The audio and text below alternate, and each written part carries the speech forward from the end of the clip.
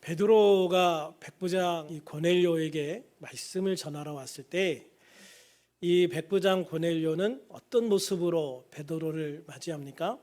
이제 우리는 주께서 당신에게 명하신 모든 것을 듣고자 하여, 우리는 이제 주께서 당신에게 명하신 모든 것을 듣고자 하여 다 하나님 앞에 있나이다. 기가 막힌 고백을 하고 있잖아요. 우리들도 항상 예배할 때나 말씀 들을 때 주님의 말씀을 듣고자 하여 하나님 앞에 서 있다는 마음가짐으로 하나님을 예배하고 주님의 말씀을 듣는 복된 성도가 되기를 주님의 이름으로 축원합니다. 고넬료의 이런 자세 앞에서 베드로는 또 어떻게 설교를 시작하는가? 내가 참으로 하나님은 사람의 외모를 보지 아니하시고 각 나라 중 하나님을 경외하며 의를 행하는 사람은 다 받으시는 줄을 깨달았다. 할렐루야. 그렇습니다. 하나님은요, 사람의 외모, 즉 생김새나 인종이나 국적, 남녀의 차이 또는 빈부의 차이, 학력의 차이, 피부색의 차이, 이런 어떤 차이도 두지 않으신다. 주님이 눈여겨보시는 것은 딱 한 가지가 있다라고 말씀하시는데요, 그것은 바로 하나님을 경외하여 의를 행하는 사람, 하나님을 경외하며 의를 행하는 사람이다 라고 말씀하고 있어요. 그러므로 우리들이 주님 앞에서 생활하면서 한 가지는 분명히 생각하면서 살아가야 됩니다. 나는 하나님을 경외하는 사람인가? 나는 하나님 앞에서 의를 행하는 사람인가? 항상 생각해 볼 필요가 있는 것이죠. 물론 이것이 구원받는 조건은 아니지만 주님을 만나는 가장 중요한 조건이다라고 하는 것은 분명한 것 같아요. 우리들이 주님을 만나기 위해서라도 늘 하나님을 경외하고 또 하나님 앞에 의를 행하는 하나님의 자녀가 되시기를 주님의 이름으로 축원합니다.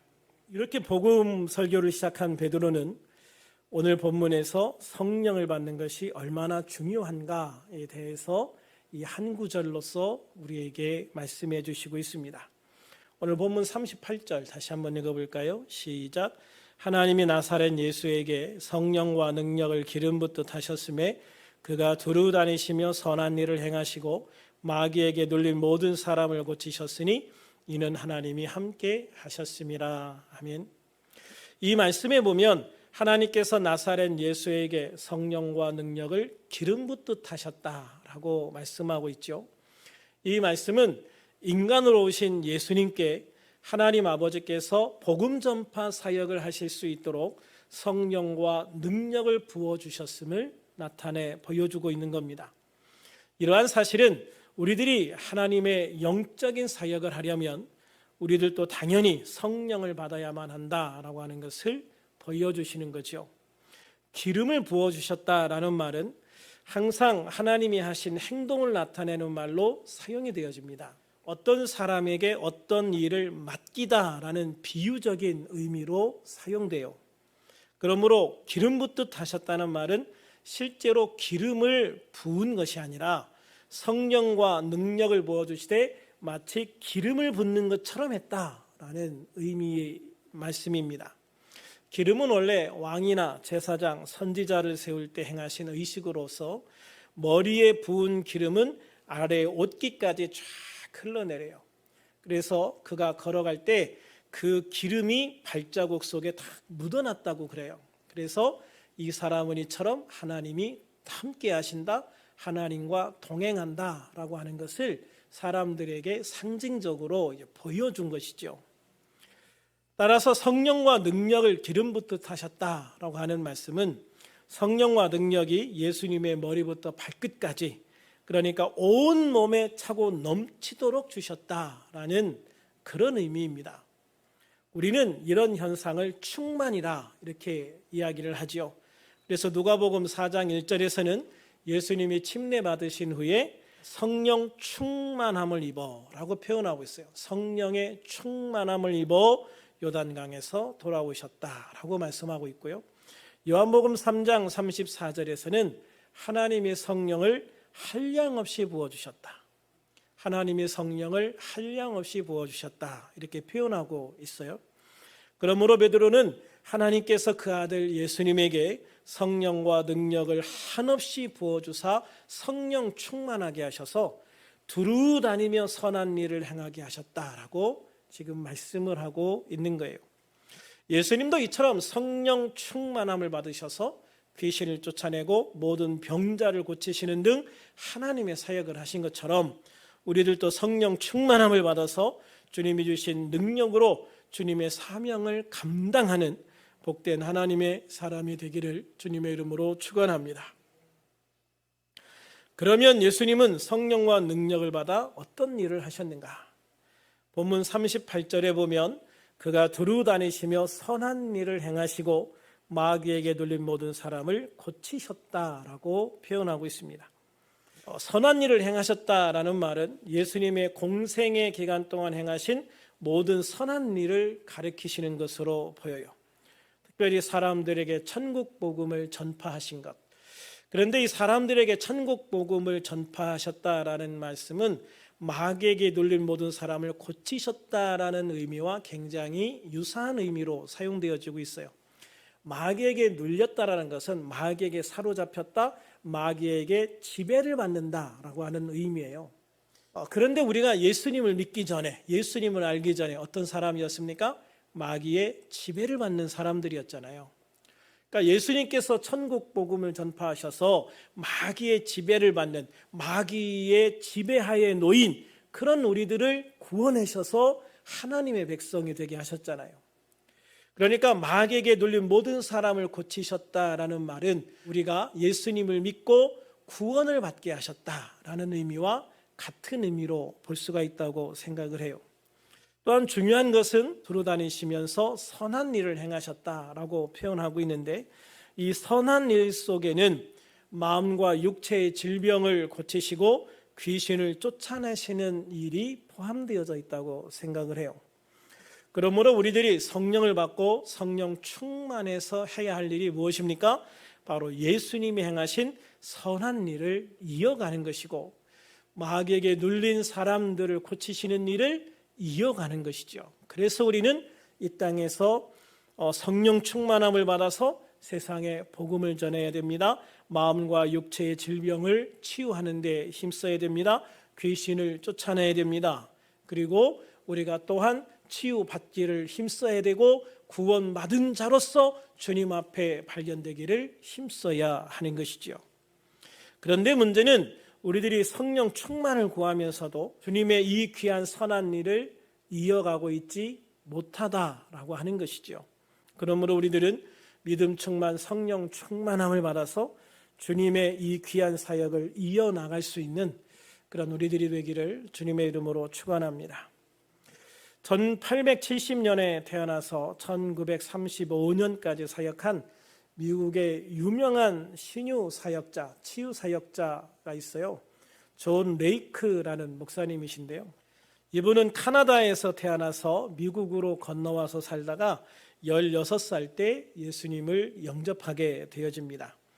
그런데 결혼 2년 만인 1898년에 아내가 결핵과 심장병으로 죽을 위기에 처하게 됩니다. 얼마나 위독했냐 하면 친한 목회자가 와서 하나님의 뜻을 순순히 받아들이고 죽음을 준비하는 게 좋겠다라고 조언할 정도로 이 아내의 상태가 심각했어요. 이때 그는 자신이 결혼 전에 경험한 신유 체험을 기억해냅니다. 그리고 아내의 병도 하나님의 능력으로 고칠 수 있다는 생각을 하면서 성경을 읽어요. 그런데 어떤 말씀에 마음이 딱 꽂혔냐면 바로 오늘 본문 말씀이에요. 사도행전 10장 38절, 이 말씀을 읽는데 갑자기 마음이 뜨거워지기 시작을 했어요. 하나님이 나사렛 예수에게 성령과 능력을 기름 붓듯 하셨음에, 그래, 그러면 예수님에게 기름 부어주시듯이 하나님께서 나에게도 성령과 능력을 기름 부어주실 수 있겠구나. 그리고 예수님처럼 선한 일을 행하시고 마귀에게 들린 모든 사람을 고칠 수 있겠구나. 주여, 내가 그런 사람이 되게 하여 주시옵소서. 이 말씀을 붙들고 간절히 사모하면서 기도하는 가운데 주님께서 그에게 성령의 능력과 은혜를 부어주십니다. 그래서 그런 이 말씀을 붙들고 아내 옆에 무릎을 꿇고 앉아서 예수님 이름으로 선포합니다. 살아계신 예수님의 이름으로 명하노니 성령으로 내 아내의 병이 고침을 받을지어다. 성령의 능력으로 내 아내의 병이 고침 받을지어다. 이렇게 막 담대하게 선포하면서 기도하기 시작을 했어요. 그럴 때 하나님의 성령의 능력이 아내의 머리부터 발끝까지 쫙 관통을 했다고 그래요. 이것은 이제 아내의 간증을 통해서 머리부터 발끝까지 성령이 짜릿하게 지나가는 그런 느낌을 받게 되어졌다는 것이죠. 그리고 아내는 벌떡 일어나서 이렇게 외쳤어요. 하나님을 찬양합니다. 나는 치유를 받았습니다. 할렐루야. 그 이후로 그의 아내는 완전히 치유받아서 남편과 함께 이 귀한 사역을 이어갈 수 있게 되었습니다. 이후에 그는 더욱 성령을 사모하는 가운데 하나님의 인도하심을 따라서 당시 다니던 좋은 직장을 그만두고 아프리카 선교사가 되기로 결단을 합니다. 그 남아프리카 선교사로 5년간 치유 사역을 했고요. 625개의 교회를 세우고 10만 명을 예수님께로 인도했고 1250명의 목회자를 배출했다라고 말해요. 대단하죠? 미국으로 돌아와서는 치유의 집을 설립해서 한 6년 동안 사역을 했는데 이 6년 동안 10만 번의 치유 사역을 했다라고 이야기를 합니다. 이렇게 평생 성령 사역을 한 그는 이렇게 마지막에 간증을 해요. 만일 사역자에게 성령이 없다면 그 사역자는 아무것도 가진 것이 없습니다. 세상 사람들은 자신의 힘으로 일하지만 그리스도인은 성령님의 힘으로 일해야 합니다. 기독교의 사역은 바로 성령의 사역이기 때문입니다. 할렐루야. 이 존 레이크 목사님이 성령의 강력한 치유 역사, 아내의 병을 치유한 것은 목사 때가 아니고 그냥 평신도 때였다라는 것이죠. 그러므로 성령 충만함을 받아서 이 성령의 권능을 행하는 것은요, 목회자여서가 아닌 거예요. 성령 충만한 사람이었기 때문인 겁니다. 그러므로 우리들도 성령을 간절히 사모하기를 소망합니다. 그래서 성령 충만한 하나님의 사람이 다 될 수 있으면 좋겠어요. 저를 포함해서 우리 모두가. 그래서 우리들이 바로 성령 충만한 사람, 성령의 능력을 행하는 사람이 되기를 소망합니다. 믿음의 능력을 행하고 치유하는 우리들, 또한 치유받는 그런 우리들이 되기를 소망합니다. 그래서 우리들 모두 이 간절함으로 함께 주여 3번 외친 다음에 기도할 때 주여 정말로 우리에게 성령 충만함을 주시옵소서. 성령의 능력을 주시옵소서.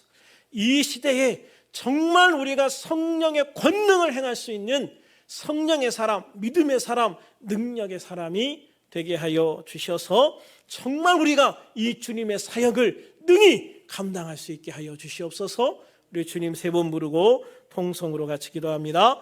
주여 주여 주여.